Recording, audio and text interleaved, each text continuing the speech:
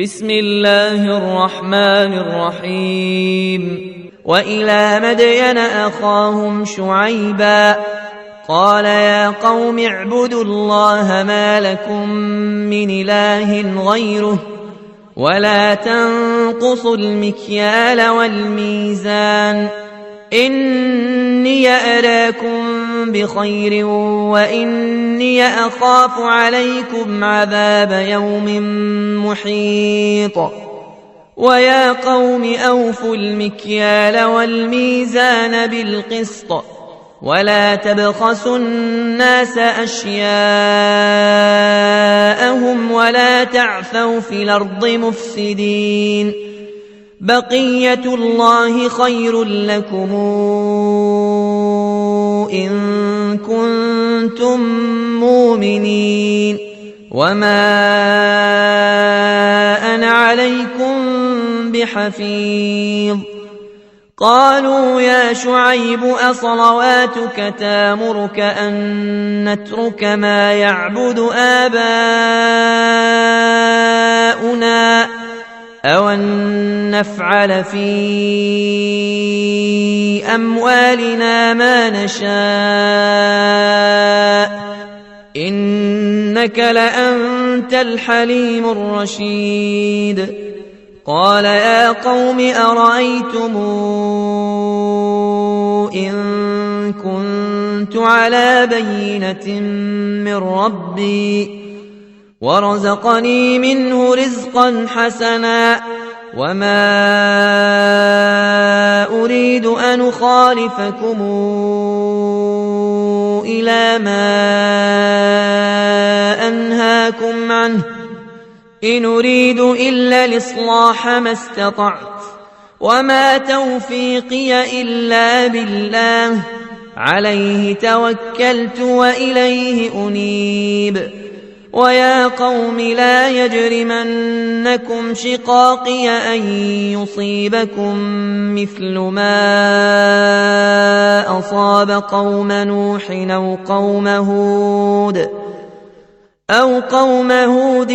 قوم صالح وما قوم لوط منكم ببعيد واستغفروا ربكم ثم توبوا إليه إن ربي رحيم ودود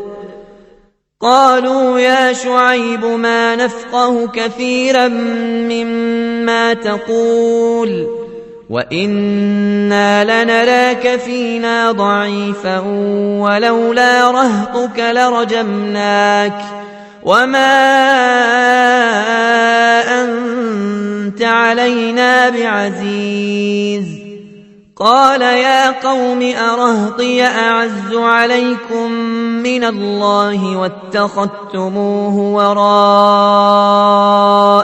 ظهريا إن ربي بما تعملون محيط ويا قوم اعملوا على مكانتكم إني عامل سوف تعلمون من ياتيه عذاب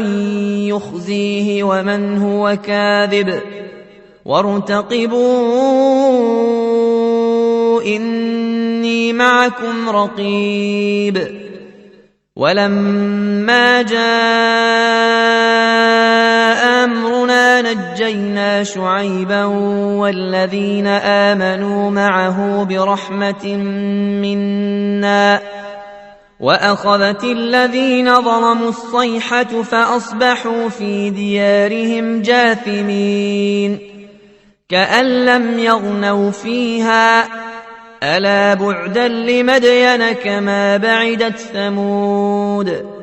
ولقد أرسلنا موسى بآياتنا وسلطان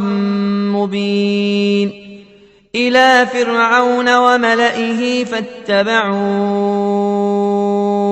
أمر فرعون وما أمر فرعون برشيد يقدم قومه يوم القيامة فأوردهم النار وبئس الورد المورود وأتبعوا في هذه لعنة ويوم القيامة بئس الرفد المرفود ذلك من أنباء القرى نقصه عليك منها قائم وحصيد وما ظلمناهم ولكن ظلموا أنفسهم فما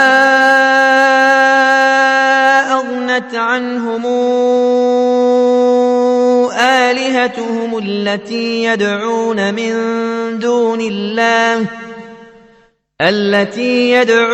من دون الله من شيء لما جاء أمر ربك وما زادوهم غير تتبيب وكذلك أخذ ربك إذا أخذ القرى وهي ظالمة إن أخذه أليم شديد إن في ذلك لآية لمن خاف عذاب الآخرة ذلك يوم مجموع له الناس وذلك يوم مشهود وما نوخره إلا لأجل معدود يوم ياتي لا تكلم نفس إلا بإذنه فمنهم شقي وسعيد فأما الذين شقوا ففي النار لهم فيها زفير وشهيق خالدين فيها ما دامت السماوات والأرض إلا ما شاء ربك إن ربك فعال لما يريد وأما الذين سعدوا ففي الجنة خالدين فيها ما دامت السماوات والأرض إلا ما شاء ربك عطاء غير مجذوذ فلا تك في مرية مما يعبد هؤلاء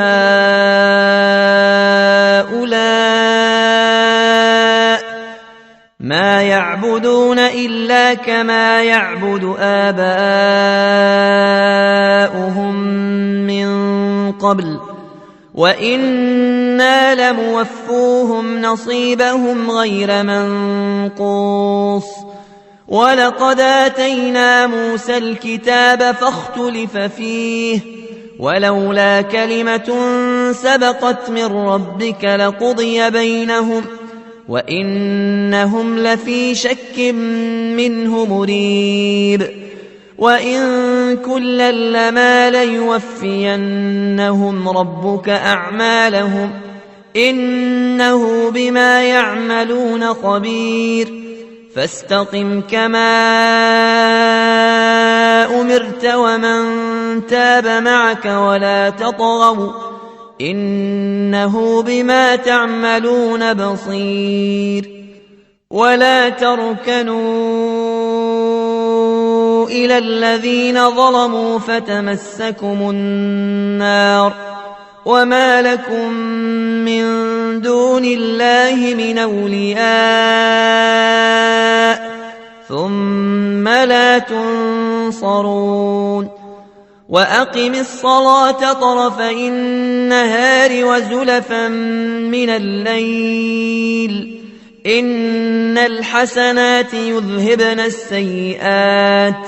ذلك ذكرى للذاكرين واصبر فإن الله لا يضيع أجر المحسنين فلولا كان من القرون من قبلكم أولو بقية ينهون عن الفساد في الأرض إلا قليلا ممن أنجينا منهم واتبع الذين ظلموا ما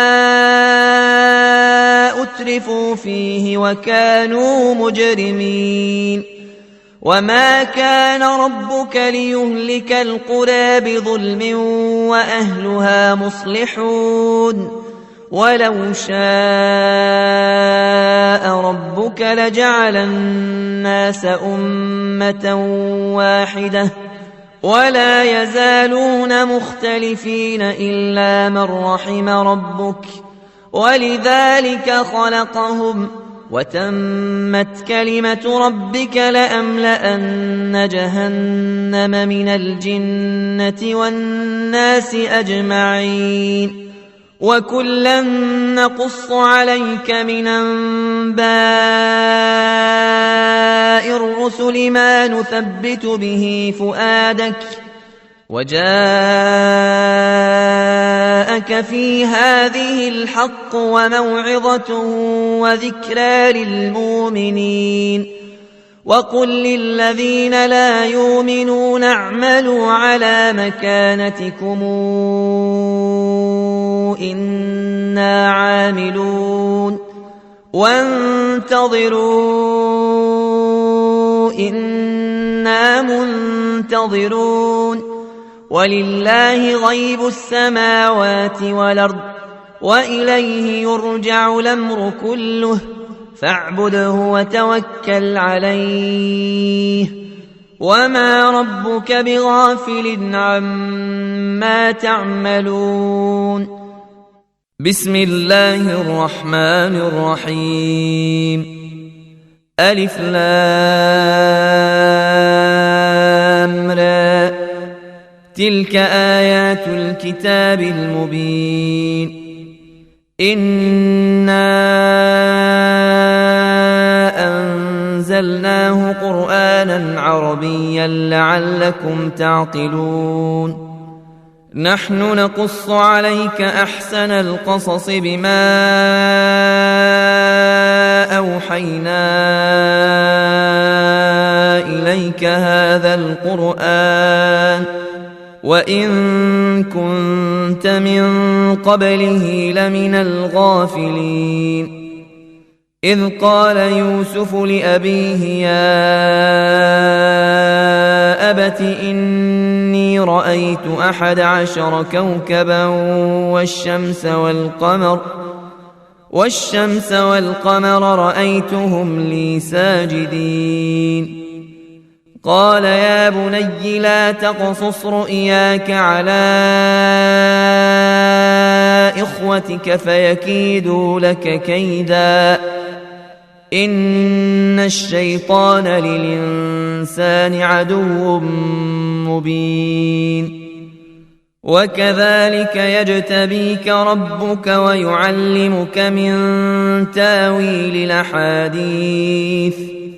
ويتم نعمته عليك وعلى آل يعقوب كما أتمها على أبويك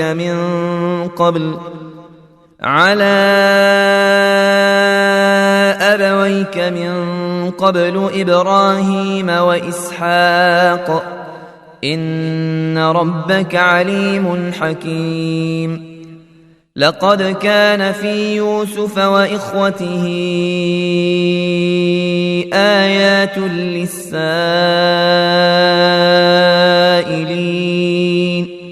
إذ قالوا ليوسف وأخوه أحب إلى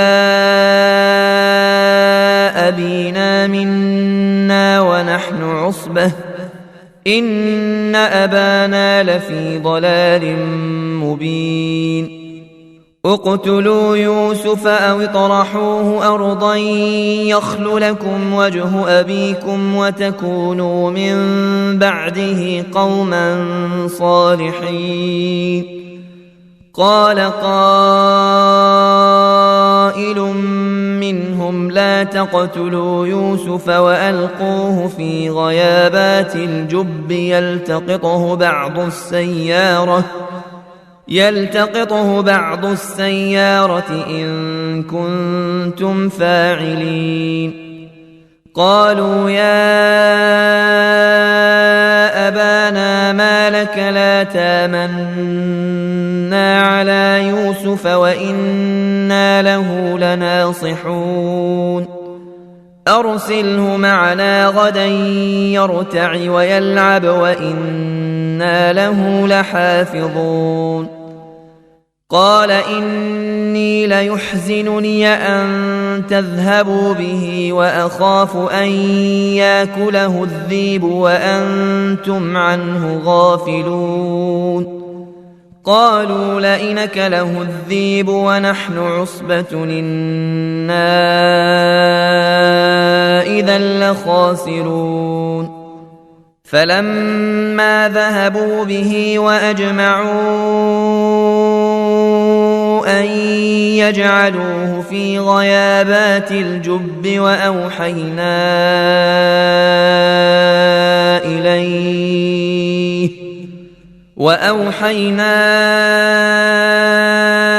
إليه لتنبئنهم بأمرهم هذا وهم لا يشعرون. وجاءوا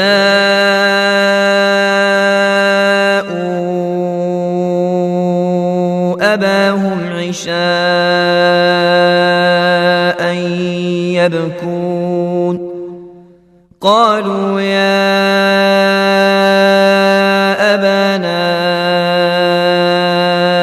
إنا ذهبنا نستبق وتركنا يوسف عند متاعنا فأكله الذئب وما أنت بمؤمن لنا ولو كنا صادقين. وجاءوا على قميصه بدم كذب قال بل سولت لكم أنفسكم أمرا فصبر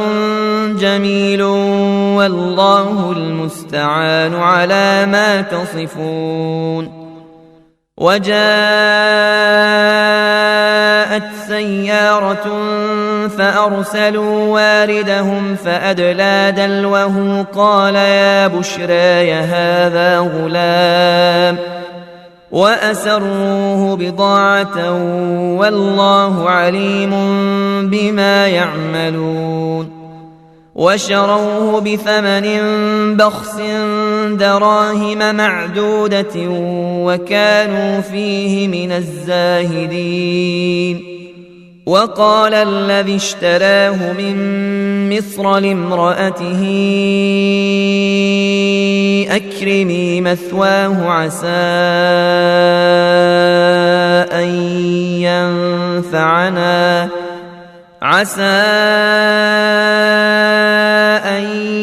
ينفعنا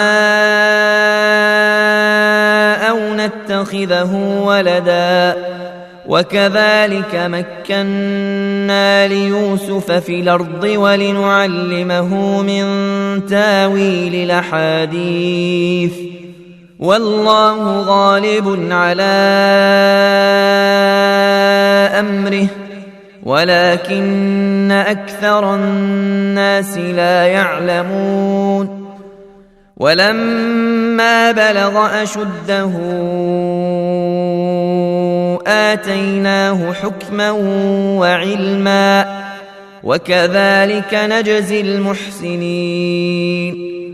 وراودته التي هو في بيتها عن نفسه وغلقت الأبواب وقالت هيت لك قال معاذ الله إنه ربي أحسن مثواي إنه لا يفلح الظالمون. ولقد همت به وهم بها لولا أن رأى برهان ربه كذلك لنصرف عنه السوء والفحشاء إنه من عبادنا المخلصين واستبق الباب وقدت قميصه من دبر وألف يا سيدها لدى الباب قالت ما جزاء من أراد بأهلك سوءا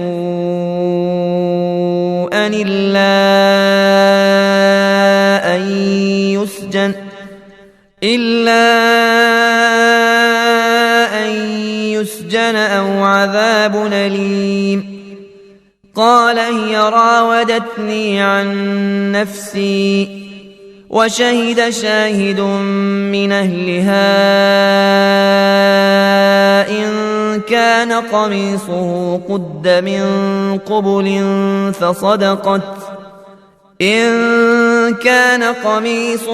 قد من قبل فصدقت وهو من الكاذبين وإن كان قميصه قد من دبر فكذبت وهو من الصادقين فلما رأى قميصه قد من دبر قال إنه من كيدكن إن كيدكن عظيم يوسف أعرض عن هذا واستغفري لذنبك إنك كنت من الخاطئين وقال نسوة في المدينة امرأة العزيز تراود فتاها عن نفسه قد شغفها حبا إنا لنراها في ضلال مبين فلما سمعت بمكرهن أرسلت إليهن وأعتدت لهن متكئا وآتت كل واحدة منهن سكينا وقالت اخرج عليهن فلما رأينه أكبرنه وقطعن أيديهن وقلن حاش لله ما هذا بشرا إن هذا إلا ملك كريم قالت فذلكن الذي لمتنني فيه ولقد راودته عن نفسه فاستعصم ولئن لم يفعل ما آمره ليسجنن وليكونن من الصاغرين قال رب السجن أحب إلي مما يدعونني إليه وإلا تصرف عني كيدهن أصب إليهن وأكن من الجاهلين فاستجاب له ربه فصرف عنه كيدهن إنه هو السميع العليم ثم بدا لهم من بعد ما رأوا الآيات ليسجننه حتى حين ودخل معه السجن فتيان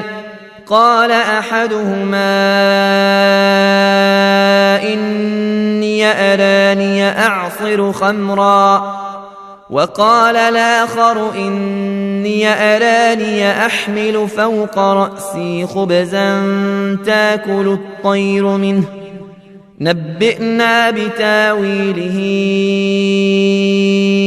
إنا نراك من المحسنين قال لا ياتيكما طعام ترزقانه إلا نبأتكما بتاويله قبل أن ياتيكما ذلكما مما علمني ربي إني تركت ملة قوم لا يؤمنون بالله وهم بالآخرة هم كافرون واتبعت ملة آبائي إبراهيم وإسحاق ويعقوب ما كان لنا أن نشرك بالله من شيء ذلك من فضل الله علينا وعلى الناس ولكن أكثر الناس لا يشكرون يا صاحبي السجن أرباب متفرقون خير أم الله الواحد القهار ما تعبدون من دونه إلا أسماء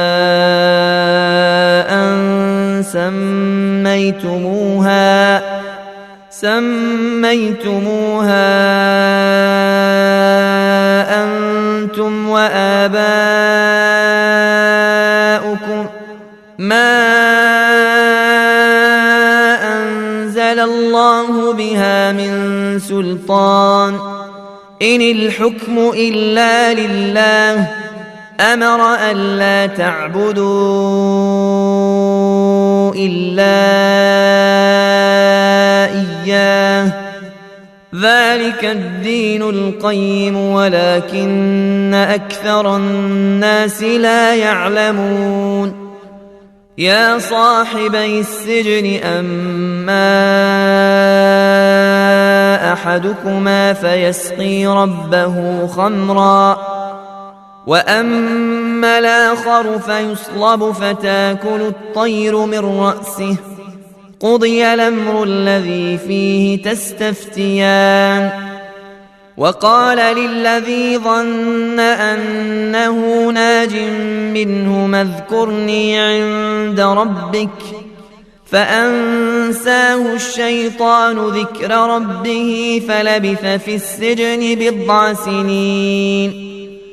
وقال الملك إني أرى 7 بقرات سمان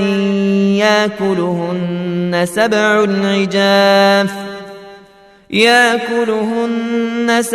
عجاف و7 سنبلات خضر وأخر يابسات يا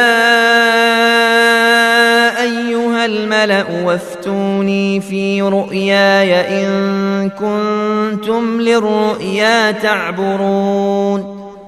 قالوا أضغاث أحلام وما نحن بتاويل الأحلام بعالمين وقال الذي نجا منهما وادكر بعد أمتنا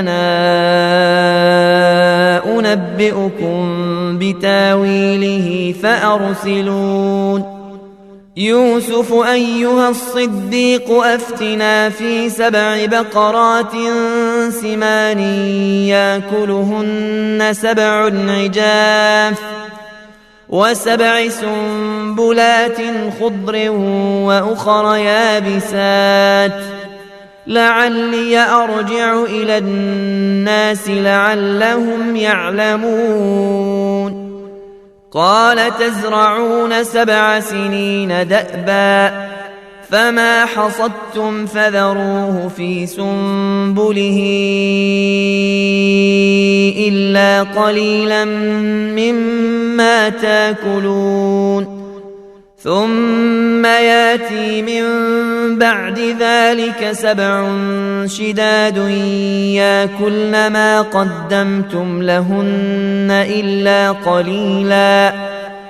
ياكلن ما قدمتم لهن إلا قليلا مما تحصنون ثم ياتي من بعد ذلك عام فيه يغاث الناس وفيه يعصرون وقال الملك ائتوني به فلما جاءه الرسول قال ارجع إلى ربك فاسأله ما بال النسوة اللاتي قطعن أيديهن إن ربي بكيدهن عليم. قال ما خطبكن إذ راوتن يوسف عن نفسه قلن حاش لله ما علمنا عليه من سوء. قالت امرأة العزيز لا نحصحص الحق أنا راودته عن نفسه وإنه لمن الصادقين. ذلك ليعلم أني لم أخنه بالغيب وأن الله لا يهدي كيد الخائنين.